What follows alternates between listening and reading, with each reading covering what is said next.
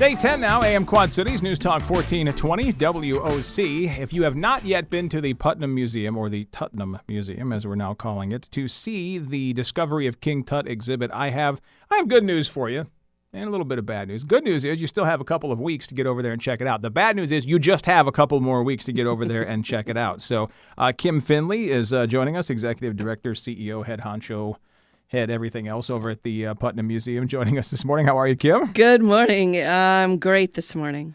So really, what is the last date for the exhibition over there? The exhibition will start piling into semis and leaving the Quad Cities on September the 5th. How many semis is this? It was 5 to get it in, so I assume it's going to be 5 to get it out. People, you have to understand, too, when we're talking about this exhibit, if you have not seen it. This is not your walk into one room kind of exhibit thing over at the Putnam where you go in, you look at a couple of things, and then you turn. I mean, you could spend your whole day looking at this exhibit. It has taken over so much. It's probably the biggest exhibit you guys have had there, right? By far. Twice the size. I mean, it's taken over at least 3 galleries, probably more than that. I mean, because you count the outside. Oh, yeah. 14,000 square feet. And Titanic, Princess Diana, those were about 7,000 square feet. It's upstairs. It's downstairs.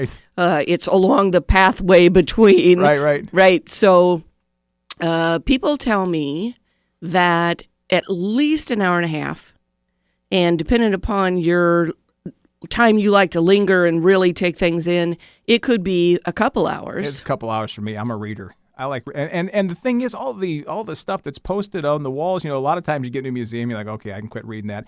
These things read like a book. I mean, I couldn't stop reading all of the detailed notes on everything. However, if you're not a reader, it's okay, because the audio guide comes with the exhibit. Right. And the important thing to know about this exhibit is not only is it not just one room, it is intended to be an experience that takes you through Howard Carter. He was the one who uncovered the tomb originally back in the 1920s.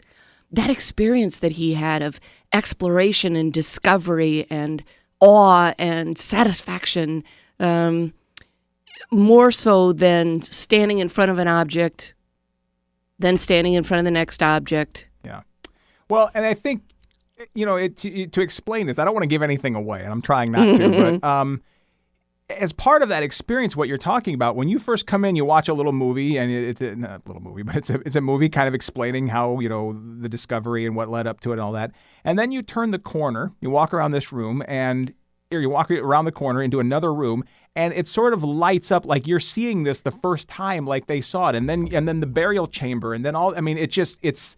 You're right. It's much different than any, walking into a museum. Hey, look, there's the coffin, or okay, that's great. That's not what this is. So true. This has the feeling of you being there when it's discovered. Right.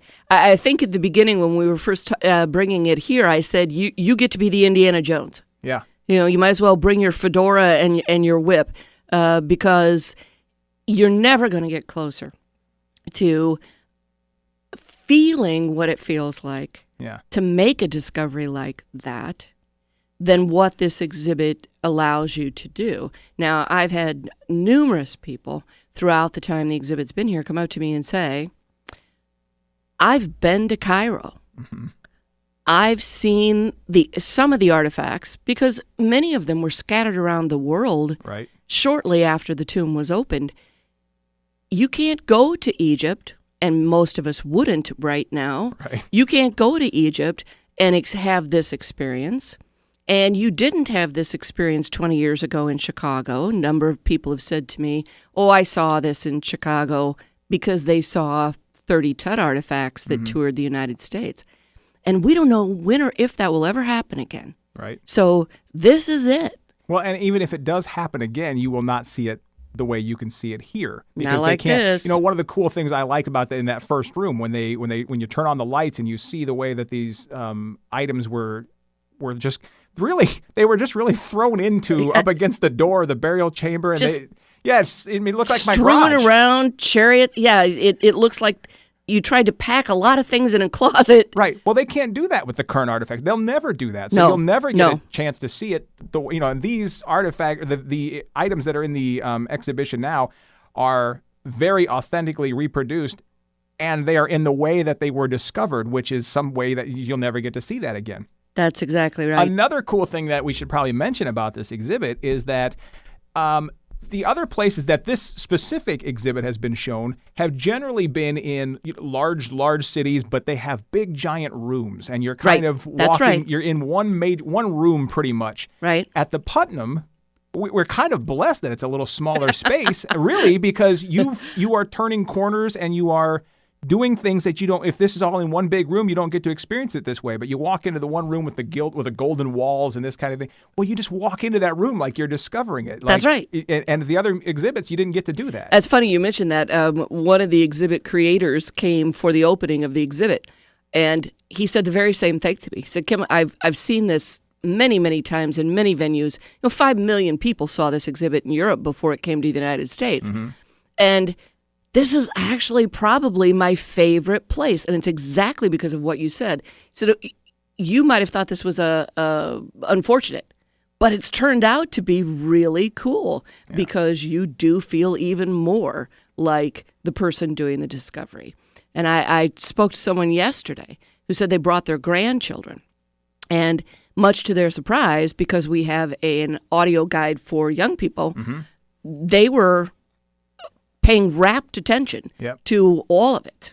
Yeah, that's true. It's a different audio program, right? Right, for young people. Yes, there's a separate audio program for the kids and adults, so you're both standing there looking at the same things, but you're hearing different information, which is just fantastic because that never, a lot of times when you try to mix, okay, we got to do enough stuff for the kids, we got to do enough stuff for the adults, it gets boring for one side or the other. Right. That's a brilliant way to do it. You have the same, you're all looking at the same stuff, but you're explaining it differently to kids than you are to the adults. Well, the other thing to know about that is once you get your admission ticket into King Tut, you also have admission to everything else that the Putnam has to offer. Right. So the Science Center with all the interactive experience is there for you as well. A lot of folks are coming, they're doing Tut, they're taking a little break down the lobby, having some lunch maybe, and then going back. And so all ages, well, this is what I love about the Putnam so much anyway, all ages. I encountered a family the other day, 2 little boys, mom and dad, the dad's brother,